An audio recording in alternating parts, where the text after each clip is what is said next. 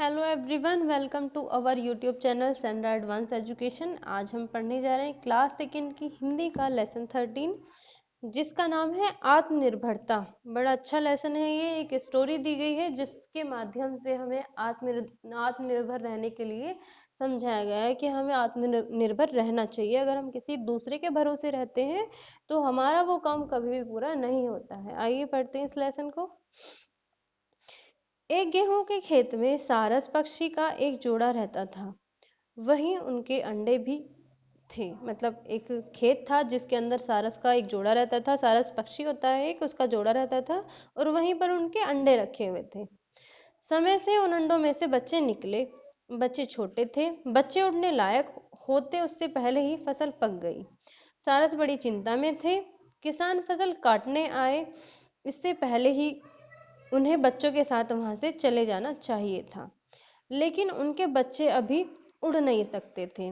सारस ने बाहर जाने से पहले अपने बच्चों से कहा, बच्चों, हमारे यहाँ न रहने पर यदि कोई खेत के पास आए तो उसकी बात सुनकर याद रखना। देखिए क्या होता है, जो सारस का जोड़ा था खेत के अंदर, उसमें उन्होंने अंडे रखे हुए थे और समय से मतलब टाइम से ही उनमें से बच्चे भी निकल आए थे। बच्चे जो थे वो बहुत ज्यादा छोटे थे, इतने छोटे थे कि वो उड़ने लायक नहीं थे, उनसे उड़ा नहीं जा सकता था। खेत के मतलब फसल जो थी वो उसके कटने का टाइम हो गया था, वो पक चुकी थी। और जो सारस था उसको बहुत चिंता हो रही थी कि फसल कटने वाली है और अगर फसल कट गई तो मेरे तो बच्चे भी उड़ भी नहीं सकते हैं, किस तरीके से यहाँ से हम जा पाएंगे। तो वो अब उन अपने बच्चों से कह देता है कि अगर खेत में कोई मतलब किसान जो है अगर आए तो उसकी बात को ध्यान रखना। किसान या कोई भी आए तो वो जो भी कहे उसकी बात को ध्यान रखना, याद रखना। एक दिन जब सारस भोजन लेकर शाम को बच्चों के पास वापस लौटे तो बच्चों ने कहा, आज किसान आया था। वह बहुत देर तक खेत के चारों ओर घूमता रहा। एक दो स्थान पर खड़े होकर देर तक खेत देखता रहा। फिर उसने अपने बेटों से कहा, अब फसल काटने योग्य हो गई है।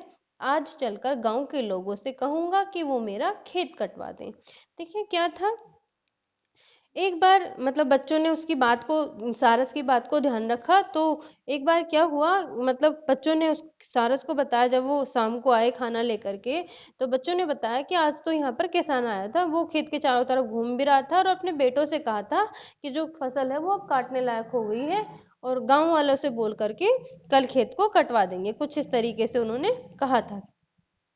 सारस ने कहा, तुम लोग चिंता मत करो, फसल को अभी कटने में देर है। उसने गांव के लोग उसके गांव के लोग गेहूं काटने नहीं आएंगे, हम यहीं रहेंगे। अब उनकी बात, बच्चों की बात को सुनकर के जो सारस था वो मतलब निश्चिंत हो गया एक तरीके से। वो कहने लगा कि तुम अभी चिंता मत करो, फसल अभी नहीं कटेगी। उसके जो गांव के लोग हैं वो खेत को काटने के लिए नहीं आएंगे, गेहूं काटने नहीं आएंगे और हम तब तक यहीं रहेंगे।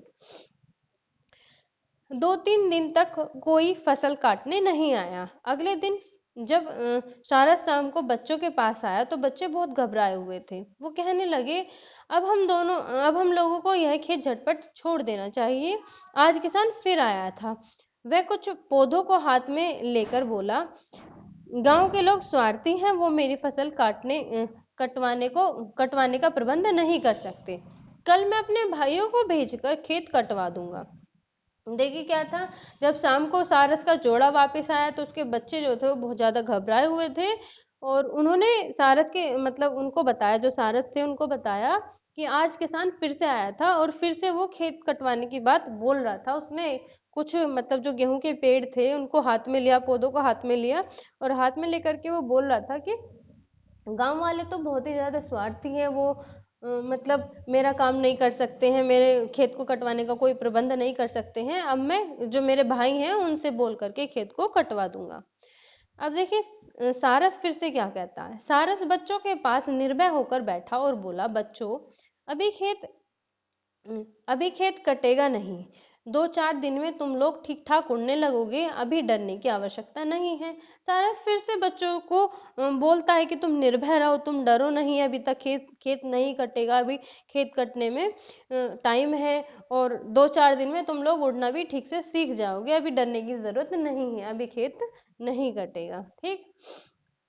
कई दिन बीत गए। सारस के बच्चे उड़ने लगे और निर्भय हो गए। अब जो काफी समय हो गया था, अब जो सारस के बच्चे थे वो ठीक ठाक से उड़ने भी लग गए थे और निडर हो गए थे एक तरीके से। अब उनको डर नहीं लगता था। एक दिन शाम को वे सारस से कहने लगे, किसान हम लोगों को झूठ मूठ डराता रहता है, इसका खेत तो कटेगा नहीं। आज वह फिर आया था और अपने बेटों से कह रहा था कि बेटा, मेरे भाइयों ने भी मेरी बात नहीं सुनी, सब बहाना बनाते हैं, मेरी फसल का अन्न सूख कर झड़ रहा है, कल बड़े सवेरे हम स्वयं आएंगे और फसल काटेंगे। बच्चे फिर से उसको बात बताते हैं कि जो किसान है वो बोल के तो चला जाता है, कभी गांव वालों से कटवाने के लिए बोलता है, कभी भाइयों से कटवाने के लिए बोलता है, लेकिन काटने के लिए तो आता नहीं है, वो तो बहुत ही झूठ बोलता है, झूठा इंसान है। ठीक, झूठ बोल करके हमें डराता रहता है।